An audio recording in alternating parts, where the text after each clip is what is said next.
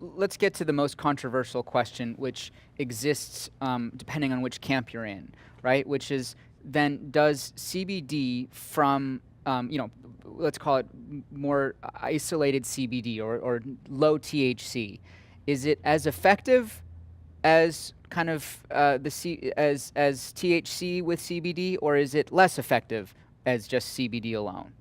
Well, I think you see, there's been some recent studies that you see in specific to isolates, in specific to cannabidiol isolate, where, it has a specific efficacy point, much like it does, with an aspirin or something like that, where you have a gradual raise, and then it hits this point of efficacy, and it levels off, and it continues to fall after that. Where on the other side, when it's completely plant-derived, you see the gradual slope continue, really where there's no drop, where even if you ingest large amounts, like the gentleman talked about earlier, you're not seeing any kind of spike or degradation there in those graphs.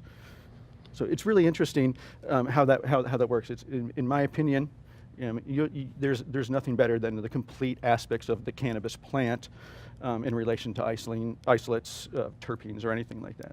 It's really the beneficial of the full plant. Yeah, I think what it is it's the body's doing kind of a juggling act, and because CBD is really hitting a lot of targets at once, adding other phytocannabinoids or terpenes can kind of modify that trajectory to some degree. And I think one of the things that's most compelling that you kind of allude to is this idea that cannabinoids do different things at different doses, and some people say they're biphasic, some people say they're triphasic. Mm-hmm. The guy in Israel says there are 4 different effects depending on dose for a lot of cannabinoids. There's an effect from true microdose. I mean, we're not talking about 5 milligrams of something, we're talking about micrograms of something.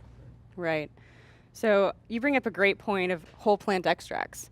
What we really have been seeing is that whole plant extracts in general seem to be way more efficacious, even at lower doses, than single isolates. And whether or not CBD in combination with THC is better or worse, I think really depends on the individual and the disease state. Some people really need that THC to actually get them to that point of relief that they need. And some people, especially in the epileptic communities that we've been serving, THC is an aggravator and can actually make seizures worse. So it really depends on the person and the individual. And so it's important to have this talk with physicians and doctors and be able to take this path slowly and gradually and find what works best for the individual.